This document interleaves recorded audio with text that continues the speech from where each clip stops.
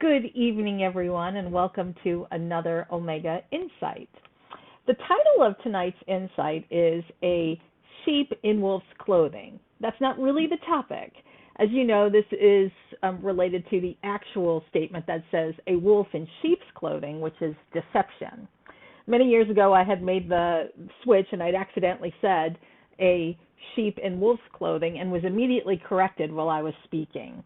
And that's what launched my thought. And that's truly what the topic is tonight is, what is it about me and us that cannot contain ourselves and we blurt out a correction when somebody else is speaking?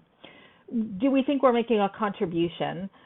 Do we feel like, I love them and I don't want them to look silly? Or do we feel like, no, you need to speak the truth and facts and stick with the facts and you're veering, and we are the police, the police who's going to correct everyone who speaks. Whatever it is, that's just something that runs through my mind. So when this happens to me, I go through a bit of a, excuse me, that's not even what I was focusing on. You're missing the point. In my head, that's what I think.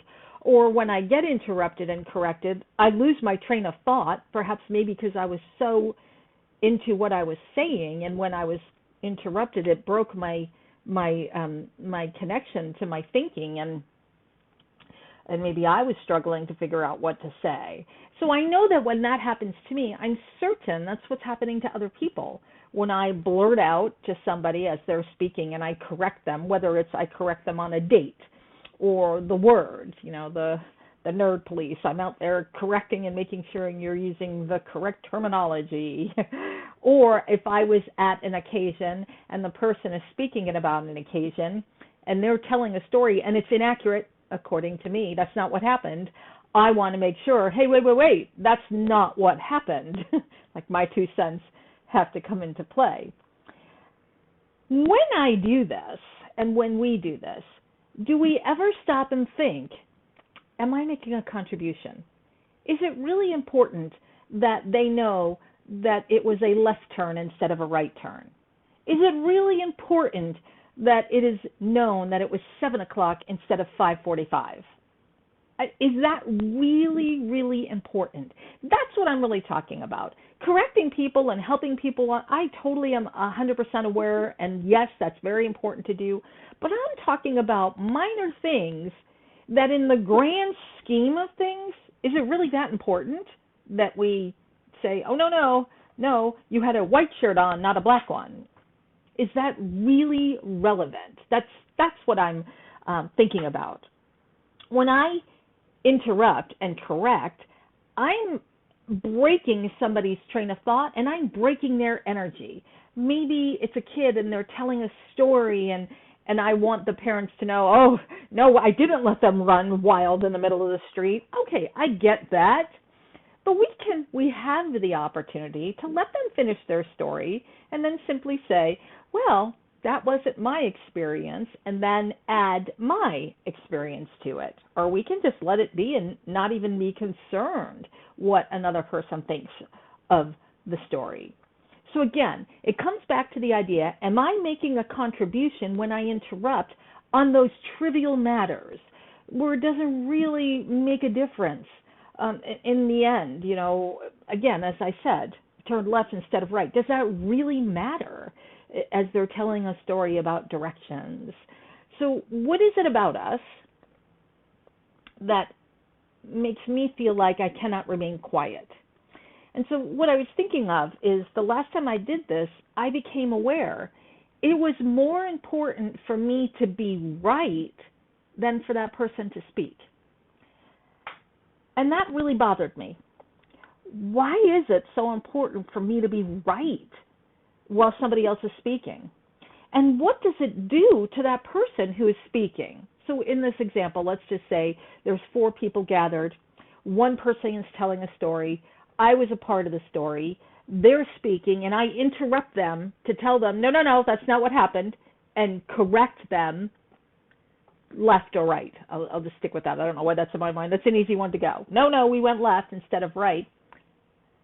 What does that do to that person?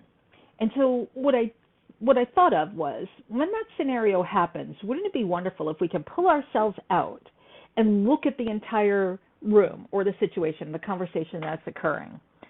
Can we become aware the person, when they're being interrupted, are they grateful that you interrupted them, or do they feel annoyed? Do they look at you with disdain or gratitude?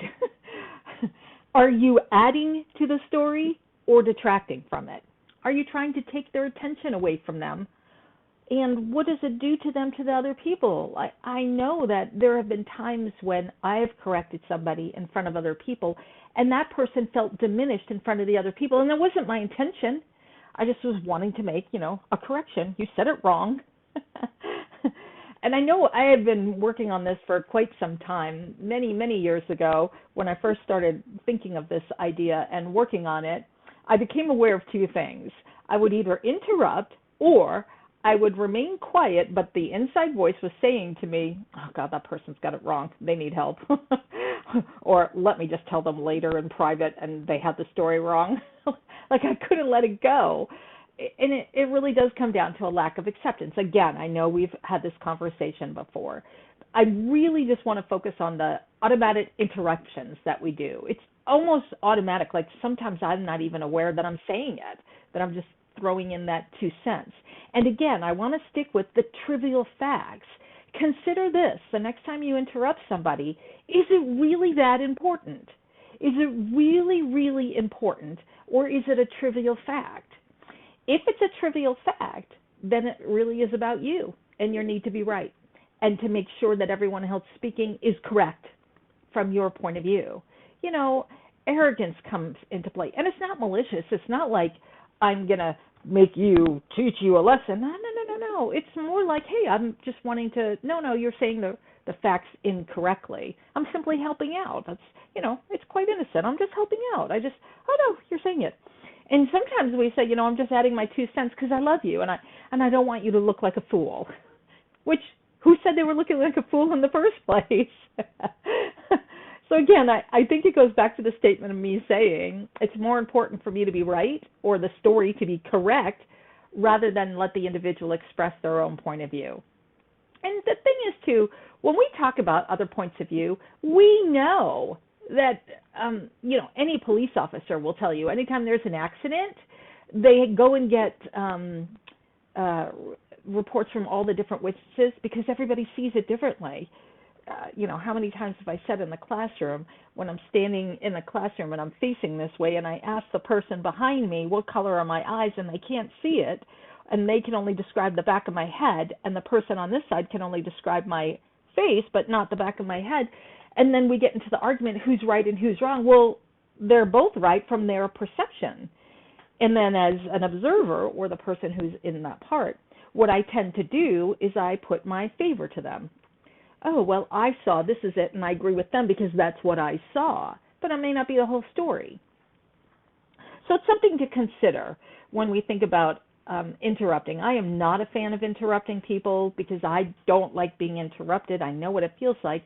But I also don't like the feeling of interrupting somebody else's flow. Not to say that I don't do it, because I do. Like I said, I just found myself doing it yesterday, and I cringed. I was like, I can't believe I did it. And then I bit my tongue for the rest of the conversation.